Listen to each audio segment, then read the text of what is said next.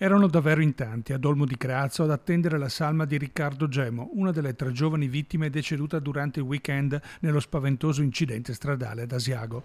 Circa 800 persone, soprattutto ragazzi, che per metà hanno gremito la chiesa di San Nicola e gli altri si sono uniti nel dolore sul sagrato. Presenti anche i sindaci di Asiago e Lusiana che hanno accolto i genitori. Insieme ai figli Marta e Nicola, la famiglia ha poi accompagnato la bara all'interno della chiesa tra le note di un violoncello, lo strumento amato da Riccardo, l'altra passione dopo lo sci. Lo ha ricordato Don Guido nell'omelia quando ha voluto tratteggiare il carattere del giovane che a dicembre avrebbe compiuto 20 anni. Riccardo era una persona seria e impegnata allo stesso tempo ed era una persona bella che amava la vita. Attraverso lo sport e l'arte della musica ha imparato ad essere determinato, disponibile al sacrificio, portando con sé allo stesso tempo una forte sensibilità.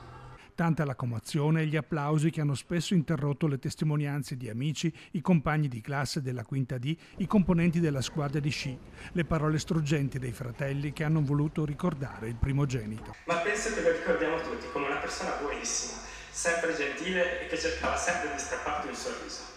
Non parlava male mai di nessuno e cercava sempre il buono nelle persone.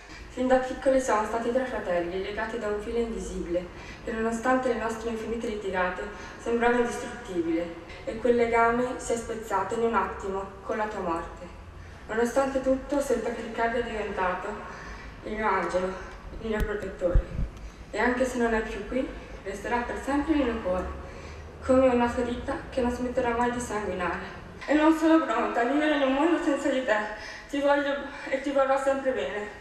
Ce li racconteremo ancora nei giorni difficili, quando ci mancherai di più, guardando le migliaia di foto e di video che abbiamo tutti insieme, perché sarà proprio allora che sentiremo la tua presenza, ovunque andremo, in ogni cosa che ci farà sorridere. Ti vogliamo bene, Ricky nostro, per sempre parte di noi, come amore i tuoi amici.